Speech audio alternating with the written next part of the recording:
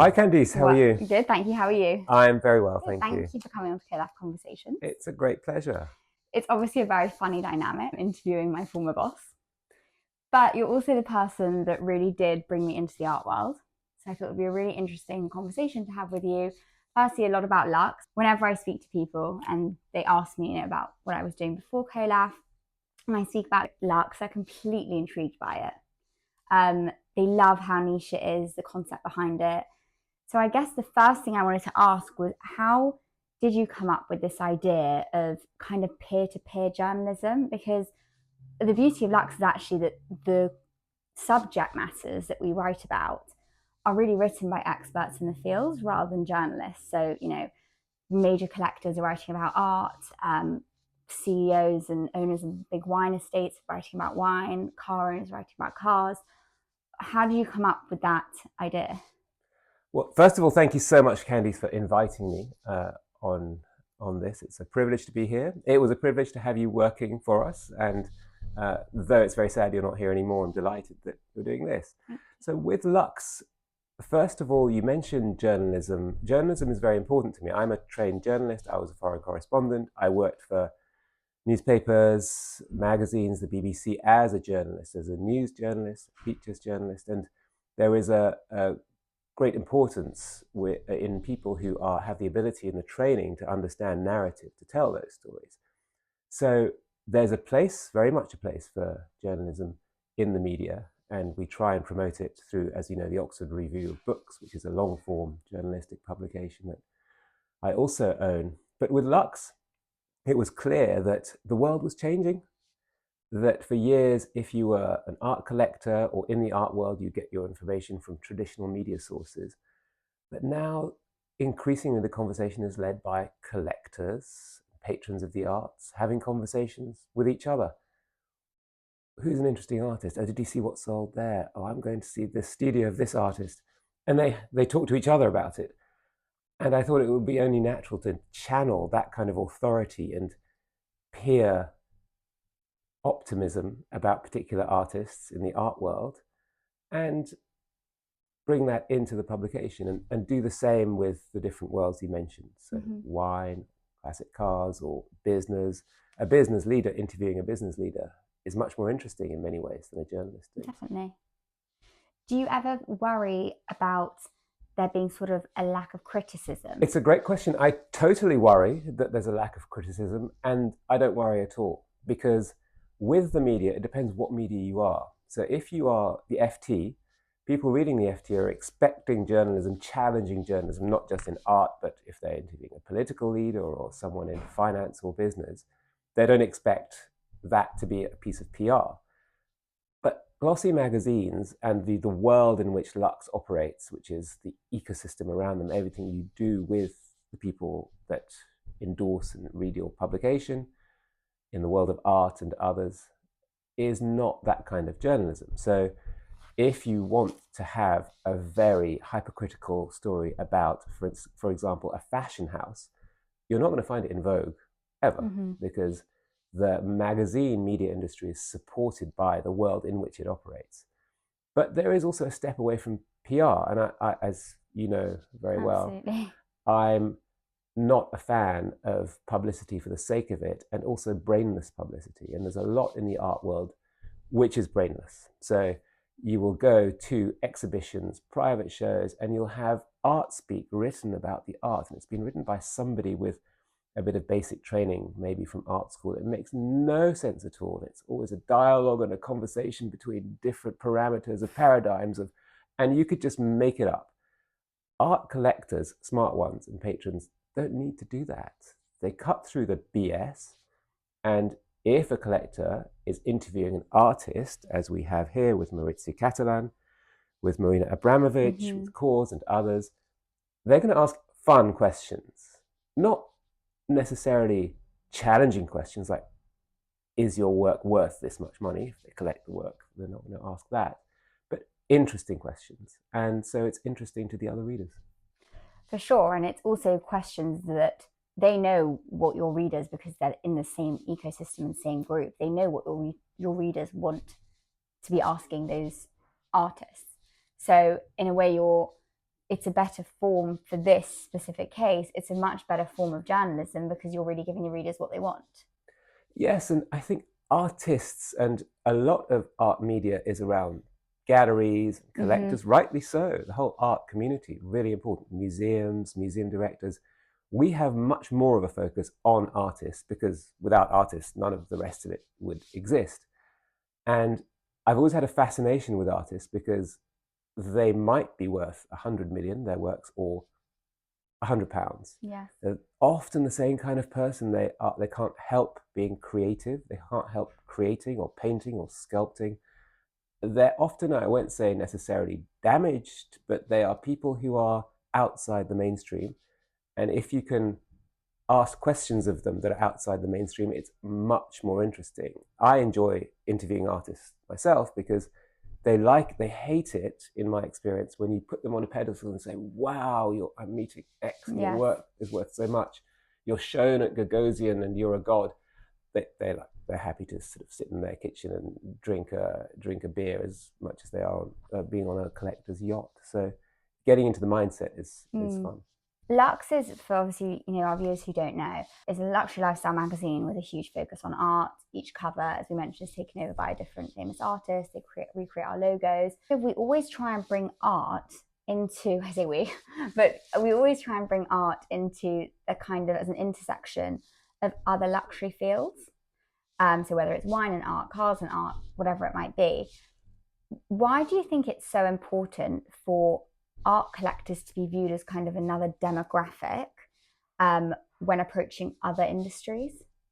It's a great question, Candice, and it is we, because you are a contributing editor, as long as you would like to be. And I think the reason for that, and the reason why we pivoted to art in the first place, is you can treat art in the media as a sector. So there's art, and there's wine, and there's sport, and there's finance, or you can treat art as something that underpins many people. So there are people who are, whether they're in finance or they're lawyers or they're working in a bakery or they're cleaning the streets, they are interested in art. And it's like music. It underpins a lot of humanity. So with that, you can apply art to different sectors. Since art has become hot, it's been acquired in many senses by the luxury sector. So you're looking at the luxury brand relationships with art. And then you have the longer sponsorships of the private banks that we work with that have supported art in many ways, sometimes over years. So art is there everywhere, and it's important to tell its story through all the areas it's in, for me, rather than to silo it, coming back to the point about art speak, in a way that's inaccessible and boring. And if you collect art or are interested in art and you haven't been to a boring art event, then you haven't been to an art event. That actually leads me on to my next question, which is, do you think collectors have an obligation to really understand the art that they're purchasing? Or there's actually really no issue if they find a piece that, whether they're buying it for investment or they just like the piece of art, they can just buy it without needing to know the background behind it? First of all, I'd say, who am I to judge? Because anyone can buy art, like they can buy anything. I think it's advisable to understand more about the artist that you're buying, whether it's an emerging artist or an established artist or a dead artist, just because you would appreciate the work more and what informed the work. But there's nothing wrong with buying a piece of art as a piece of decoration because you like it, and many people do that. So I'm interested in the stories of the artists. I like meeting artists, which is why I really am myself a collector of contemporary art, and also obviously it's contemporary artists we put on our covers. A dead artist couldn't create our logo. But equally, I think it's horses for courses. I do think it's advisable to understand art, and I think there is a case sometimes of very wealthy people wanting to launder their image through the art world and collecting art and not really understanding it. And if they have to have a PR agency talking for them about what they collect, which does happen, then that's fine, but they're a different type of collector. You're also, amongst many other things, an editor-in-chief of Condé Nast International. Why do you think Condé Nast hasn't started a luxury art publication? Well, I have to put my official Condé Nast hat on Okay. to answer that. Over a glass of champagne, it would be a different answer. But fundamentally, it's the clear reason is money, because the magazines, as Condé Nast was a magazine company for many years before now running the brands of the magazines, magazines are supported by advertising. And if you look at the areas in which Condé Nast operates, fashion, you've got the big fashion houses with big budgets. Travel, you've got Condé Nast Traveler, and you have the same thing across different brands, GQ, men's fashion, Architectural Digest, and so on. So there's a pool of advertisers who will support the title. And in the art world, the really rich galleries, the Gagosians and the Hauses, they don't need to advertise in anything, and they certainly wouldn't pay a Louis Vuitton budget to do so. And then the smaller galleries don't have the money. So the challenge for any art magazine is, where's the money going to come from? The readers are there, and it's been a frustration that Condé Nast couldn't launch an art magazine. The readers are certainly there, but the business model never stacked up. I would say, you might disagree with this, but I would say the art world is fortunately becoming a more open space, more accessible space to people. Why or how do you think that shift has occurred? I do agree completely. I mean, it's incontrovertible. I think the shifts have happened over time. So back in the time when the Tate Modern opened in 2000, I think that was what you could call a paradigm shift, and use the paradigm word correctly, because suddenly it opened out art to generations and numbers of people to whom it had been inaccessible. Contemporary art. It wasn't an institution of dead artists you need a bit of knowledge to understand. This is happening now, and the art was fun or controversial. And it was probably more accessible in some ways. So that was a big shift. The Pompidou in Paris, which opened before that, helped that process. And then things like art fairs, where you might buy a 80 million Jeff Koons, but you might also just wander around, pay the price and wander around, see great art. Art fairs like Frieze and Art Basel also helped. So, and I think now social media has helped enormously. But do you think, even though that kind of education and access to art has improved and increased, it's interesting because I do find art now is becoming a lot more experiential and less academic. Do you see that as a negative or a positive?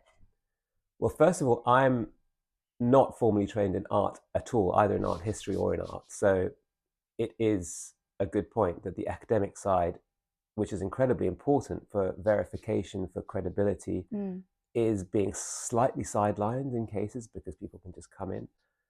But it's just a question of, in terms of experiential art, I'm not a fan of the Van Gogh experience that you go and see, but no. Fine, that's not really art, it's an experience. But I think art itself is part of an experience, but the art is still the art. So I'm not sure how experiential it's got. I mean, sort of, when you see these pieces of art that, I don't want to say lack of talent, it's a terrible thing to say, but whereas when you see, in the past you go and see a Michelangelo, for example, you see these incredible pieces where there's real raw talent that's physically there that you can see. Whereas now, a lot of people take a screen and just have some flashing lights on it. And, it's still art and there might be an amazing meaning behind it, but I suppose the visible talent maybe isn't as clear. I suppose it's a question of what makes good art. And I also think art that lasts will always be proper art. If you look at the artists who are really collectible now and will be, not necessarily the very, very expensive ones, but just the very good ones, for example, I have a work by Phila de Barlow, who was an art teacher as well as an artist, represented by Hauser and Wirth. She sadly passed away recently, but her works aren't crazily expensive, but she's got a quality to her art that obviously had talent. So I think that shines through, and maybe there are lots of expensive pieces being sold of talentless artists, but I'm not sure how long they'll last. There are so many next gens who I think have a real passion for art, and want to, get involved in the art world. And yet so much of art, and particularly art media, has become very digitized. How do you think, that's affecting them, and how do you see the future of it? I think it's really positive in many ways. It's never been easier to find out about the art world, developments in the art world, artists on Instagram. You can follow artists and communicate with them in a way you never could before. All really exciting. I think there's a problem of just too much out there. So that's a problem with social media in general. Too much content, including really good content. And interestingly, we have a number of work experiences interns in the office at the moment who are Gen Z, pretty much just at the end of Gen Z, and they are fascinated by Lux. They're working with us because they like Lux in print as well as everything else we do around events, etc. And they love the covers. And a question that was asked yesterday is how, do you see print art and fashion media going forward? And I think fashion media has got its own issues. Print art media is different because it's more of a showcase, but the interaction between physical art, physical publications, and people of that generation who are 16, 17, 18, 19, 20 is very important, and it can't just be on social media. It will be a mix. And people, Gen Zs, are not really collecting digital art. They're collecting physical art and paintings, partly because they look so good on Instagram.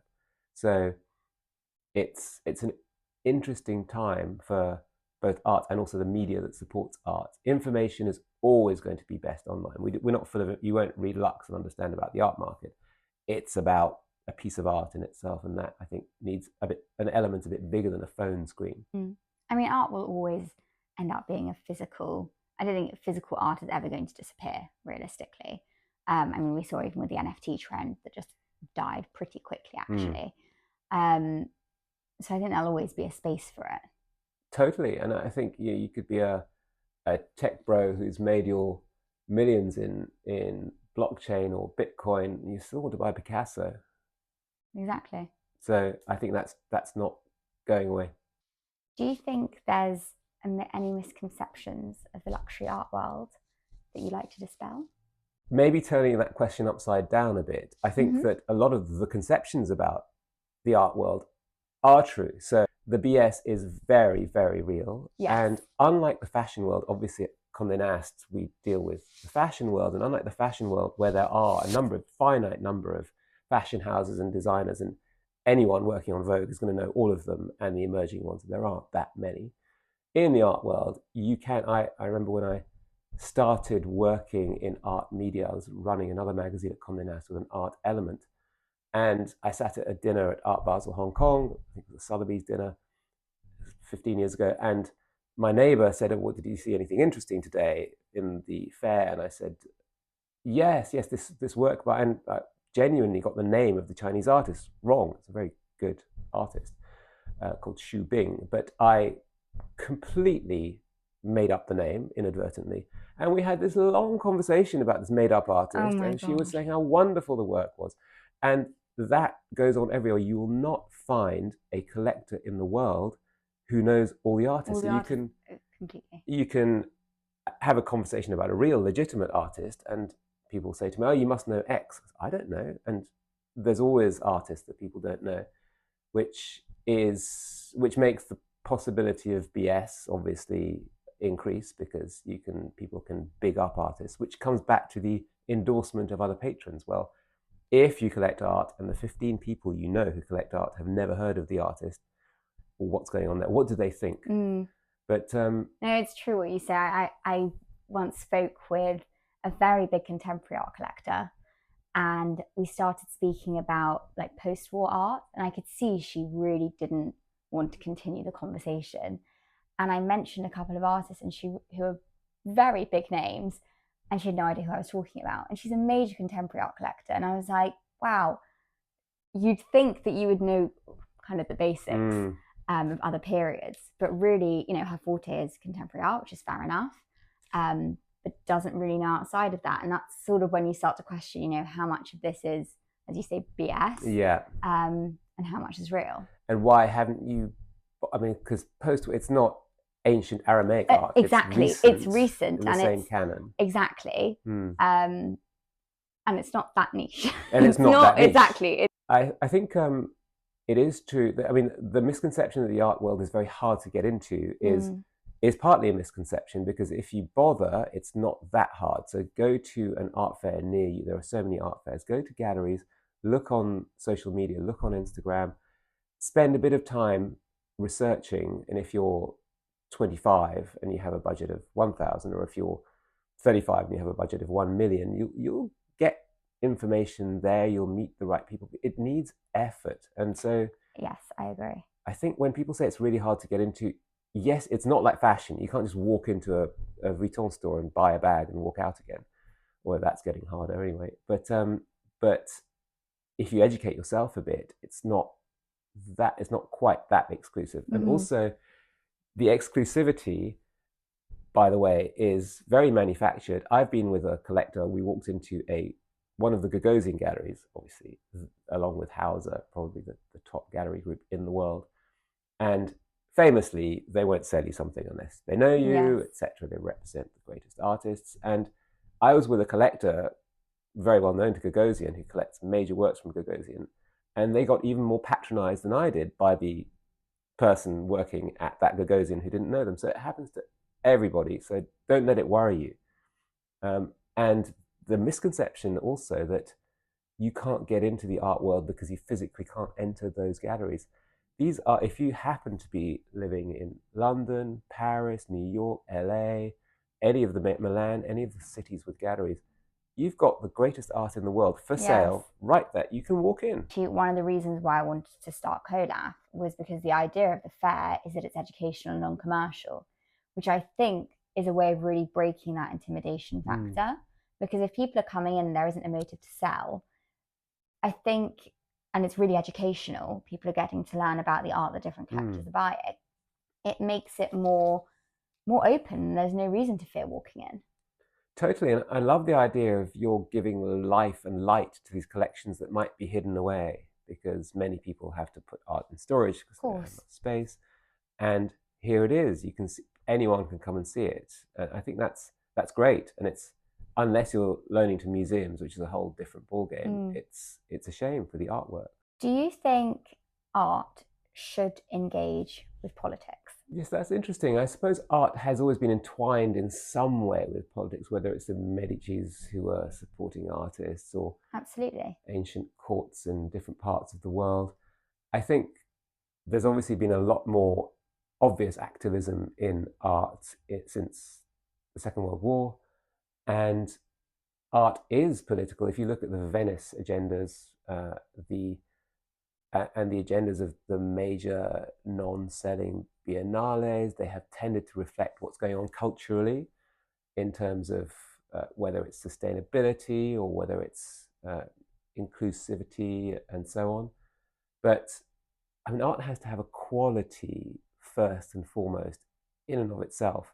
And I remember interviewing one artist whose works seemed to be political, but weren't really political. And there's that boundary. I mean, William Kentridge, who's done one of the covers of LUX, famously, he created our logo. His art is really political, or was, about South Africa under apartheid, but is also not. So it's kind of abstract and political. So there's definitely a place for it, but I think you need.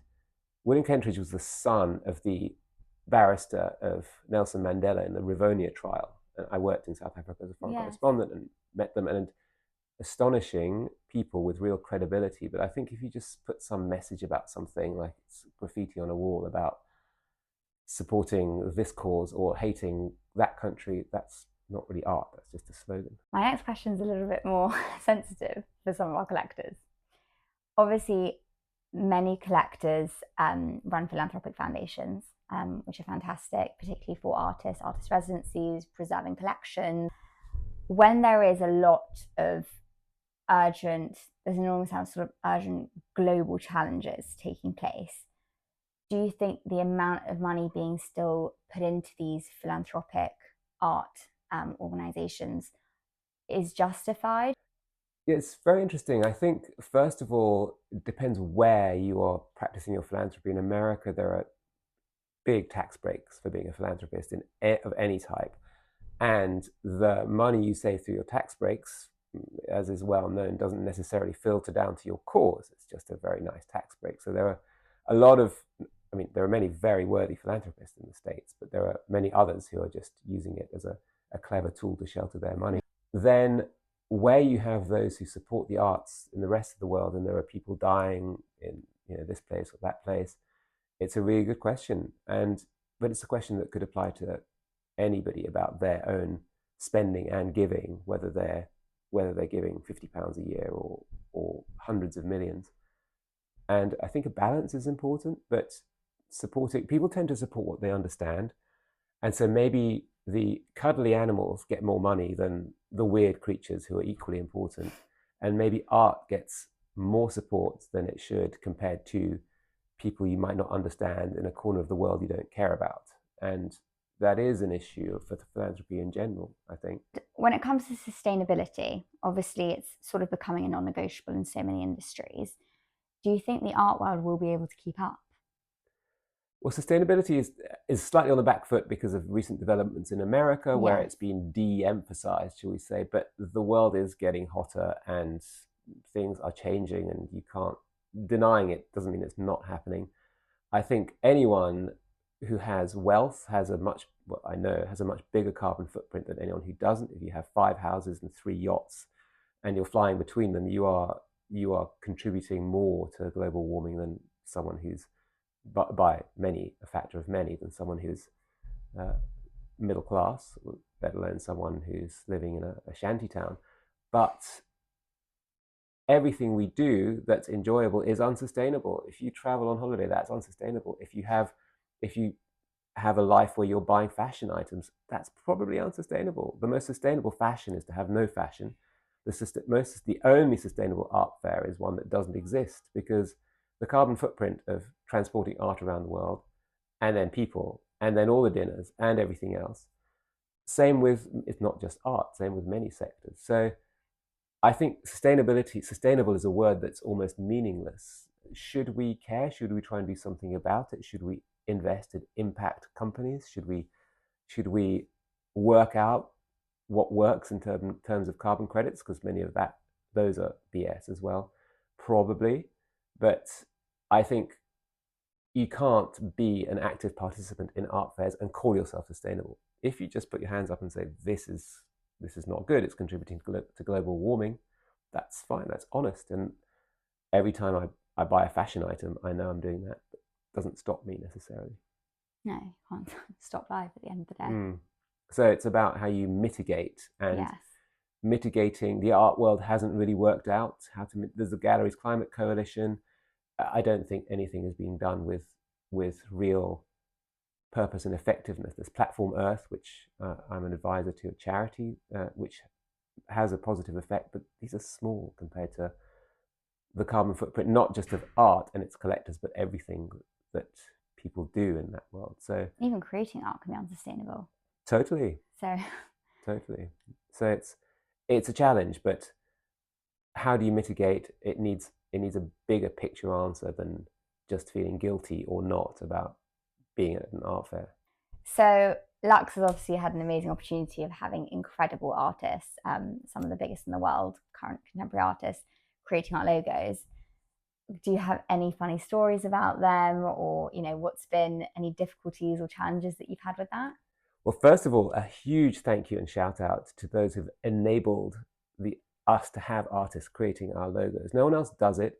The idea of individual logos came to me when I was in the Vogue House archive at Condé Nast, and I was looking at Vogues from the 1900s, like 1905, 1905, 1910, and they always had a different logo every issue, designed by an illustrator. Oh, that's nice. Obviously can't do it now for trademark reasons.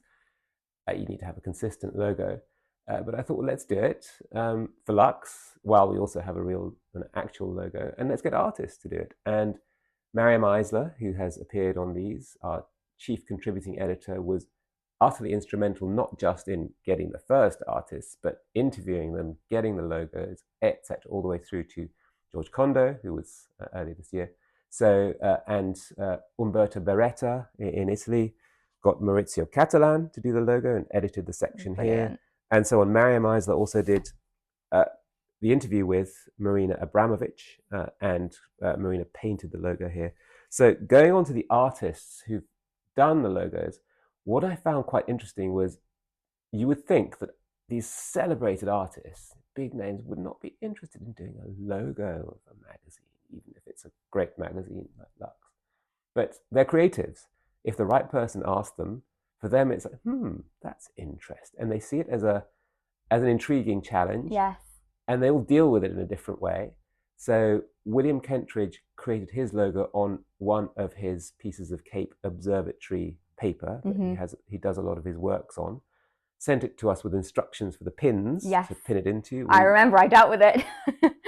We had to have them exactly placed how he placed them for the printers, to then re-image it. It was interesting. It was a challenge, but it was amazing, and you have to do it. Worked beautifully. Marina Abramovich asked for her photograph to paint, and she painted in what looks like blood on it. So that was what we then published. George Condé, when we said we wanted to make him a cover, he was not happy with the last magazine cover he had appeared on quite recently, a magazine that many people will know, and they made him, he wasn't particularly happy with the shoot. So he said he would do, for Lux, he wanted to do a selfie, and he did a selfie. Shall we say he didn't spend lots of time with stylists and hair and makeup or anything else in his kitchen, grimacing. Wonderful. It was authentic. Very authentic. Looked like he'd woken up after a long night, and wonderful. So we printed it out, sent it to him, and he kindly painted his logo on, and he painted his own cover line on and sent it back to us. And Olafur Eliasson created a whole number of different logos on separate pieces of paper for us to choose from and apply. And Cause, who did this one, created it digitally on his image. So they all have a slightly different approach, but come about it. That's what you want from artists. Come about it in a different way. I say one of the highlights of my life is to see when that logo arrives, often in a package from the artist. What have they done? And they're very gracious about it. They never say, "Oh, I can't be." But for them, it's like, this is fun. And it's amazing because they're really creating a piece of art for Lux. Totally, yeah. Like it's one of a kind. It's really special. It makes it collectible. I think so, and it also they have a conversation with each other through the covers. So I didn't ask him. I was speaking to him about various other things, but I didn't ask Maurizio whether his cover was a direct response to Jeff Koons, who was also on the cover in a very similar position. Was this sort of talking to Jeff Koons or saying other things? Right, actually. Through the Jeff Koons cover? And that's the Jeff very Koons Maurizio. So to do something I'd like say that. probably, but I can't speak for Maurizio. We have to maybe get them all together and ask them. We should do a dinner. It'll be a good dinner. Great dinner. So what role, given the amount that you do, both in the art world and media, what role would you actually say how would you define yourself within the art world and the media world? You would say you're a curator, an editor, first and foremost? I do occupy the media world rather than, I would say, thinking that I occupy the art world. I don't create art, I don't deal in art, but we do a lot with art collectors and patrons and artists.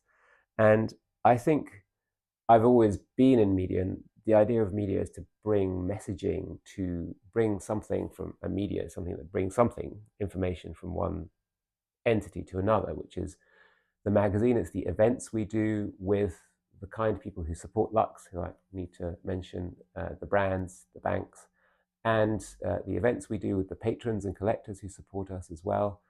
And I think there's something of an enabler, a creative enabler. I could never end up running an events company. That would just mean that I lose my mojo about having ever been in the media in the first place. So it's good to create things. And without creating that Lux, nothing else would happen, because we have the credibility of all the artists and people who work with us. So I'm still in the media, but and I'm not really in the art media, because there are very respected people who are art experts who are in the art media. But I feel I understand art and the other areas we operate in, and try and bring a bit of messaging, joy, information, beauty to people's lives. Brilliant. Thank you. Thank you so Candice. much for being here and for having such a great conversation. Thank you very much.